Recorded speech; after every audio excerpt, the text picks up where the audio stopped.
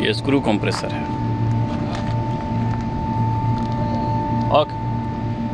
Okay, ये compressor terminal है और टर्मिनल में इसका जो मॉडल है कंप्रेसर का वो है क्या है 8563 है इसका मॉडल कंप्रेसर का। ओके, तो ये इसका टर्मिनल है। इसमें एक बहुत अहम सेफ्टी डिवाइस है, वो ये है, इसका नाम है SSPS।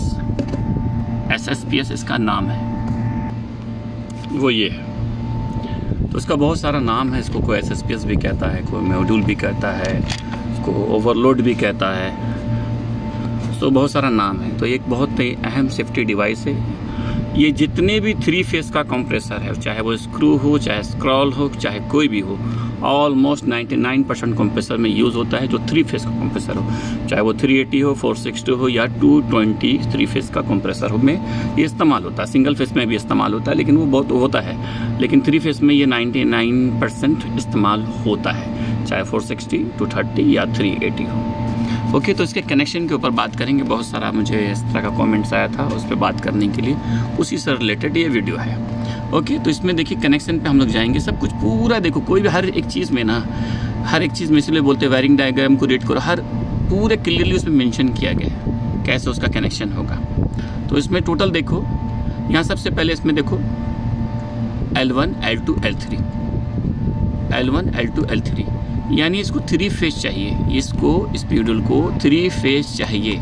इसमें से 3 वायर निकल रहा है, 3 वायर ये निकल रहा है। ये देखो, ये ब्लैक है लाइन 1, ब्राउन लाइन 2 और ये आपका लाइन 3, ये लाइन 3 आपका। ओके, ये 3 फेज चाहिए। तो 3 फेज आपको चाहे यहाँ से ले लो, चाहे यहाँ से ले लो, है ना, क्योंकि 2 रेड है, येलो है और ब्लू है, तो इसका इस्तेमाल चाहे यहाँ करो चाहे यहाँ करो। तो ऑप्शन में है, तो सेम रेड येलो ब्लू में 3 फेस इस्तेमाल करना, तो 2 है, तो चाहे इसमें कर सकते, चाहे इसमें कर सकते। तो रेड येलो ब्लू चाहिए, इसको 3 फेस चाहिए, 3 फेस चाहिए। ये क्यों दिया है?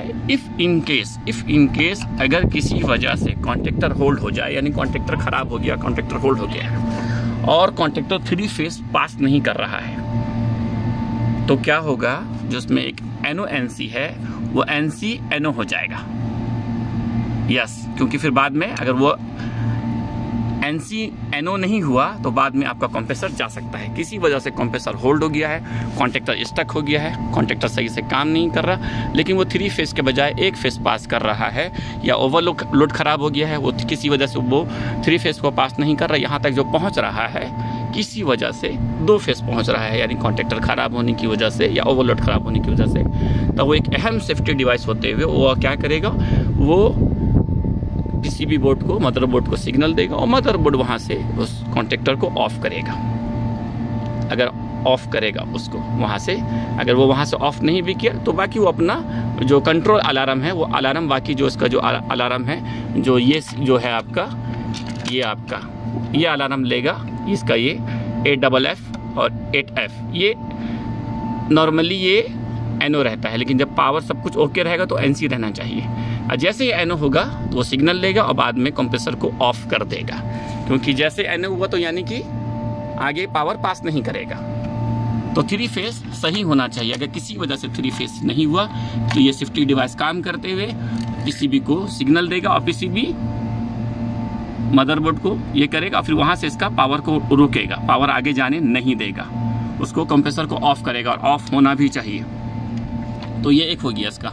बाद में इसका कनेक्शन देखो, इसका कनेक्शन बाद में यहाँ पर है क्या है, L और N। इसको 220 वोल्टेज चाहिए, 220 वोल्टेज चाहिए इसको।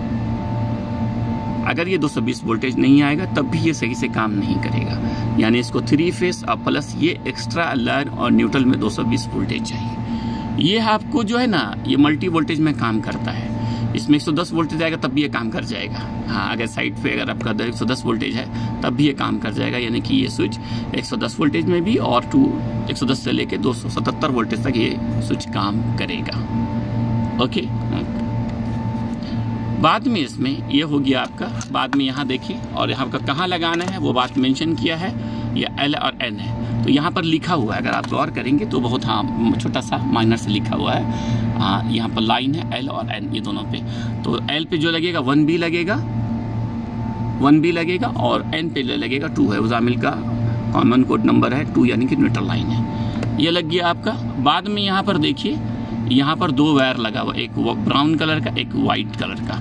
ये दोनों वायर कहाँ पर है? टर्मिनल 1 और 2 से आ रहा है। ये कहाँ है? देखो यहाँ पर से, यहाँ से, है ना, यहाँ से वायर जा रहा है। तो वो सीरीज होते हुए 1 2, ये आपका सेम भी एक आपका क्या हुआ, किसी वजह से अगर मोटर आपका कंप्रेसर का वाइंडिंग हिट हो रहा है, किसी वजह से एम्पेयर ज़्यादा ले रहा है, या वाइंडिंग वीक हो गया है, या ऑयल का लेवल कम होने से वाइंडिंग वीक हो गया है, किसी वजह से भी, तो ये एक सेम समझ लीजिए सिग्नल है कि डिमांड लेता है। ये डिमांड लेगा कि यहाँ नॉर्मली ये डिमांड लेगा, और ये जैसे अगर हिट हुआ तो ये पीसीबी को सिग्नल भेजेगा। पीसीबी जो हमारा ये जो 2 वायर है, 2 वायर कौन सा है? 11 नंबर और 14 नंबर, जो टर्मिनल नंबर 11 और 14, वायर नंबर दूसरा है टर्मिनल 11 14। तो 11 14 जो नॉर्मली जो यानी पावर जो ऑफ रहेगा, जब पावर ऑफ रहेगा, यूनिट का पावर ऑफ रहेगा, पावर अभी ऑफ किया हम लोग, पावर जो ऑफ रहेगा तो ये एनओ रहता है। जैसे पावर आएगा, पावर आ जाएगा, पावर ऑन रहेगा तो एनसी होता है और होना चाहिए। जैसे एनसी होगा तो फिर चलेगा नॉर्मली, एनओ हो तो नहीं चलेगा।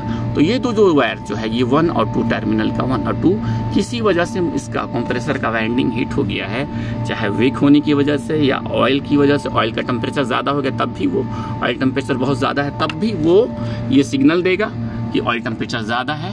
तब ये जो एनसी जो होगा आपका 11 और 14, यानी कि वायर नंबर 8FF और 8F, तो क्या होगा फिर वो एनओ हो जाएगा। और जैसे एनओ होगा फिर वो एक सेफ्टी डिवाइस ये काम करते हुए कंप्रेसर को ऑफ कर देगा।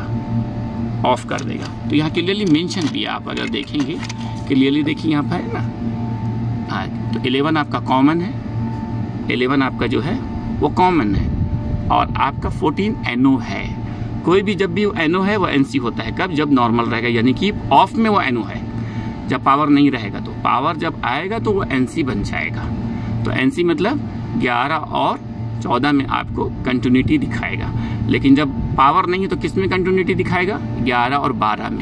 तो ये आपका ये वाला 11 है, ये आपका 12 है, इसमें कंटिन्यूटी दिखाएगा और दिखाना चाहिए ऑफ में, है ना। यहाँ दिखा हुआ ना, क्लियरली दिखा हुआ 11 और आपका 12 में एनोल है ना, एनसी है, तो उसमें कंटिन्यूटी होना चाहिए और होता भी है, ठीक है। लेकिन जैसे ऑन करेंगे तो फिर 11 और 14 में कंटिन्यूटी होना चाहिए, एनओ एनसी बन जाता है, ठीक है। तो यही कनेक्शन है इसका। ये एक बहुत अहम सेफ्टी डिवाइस है।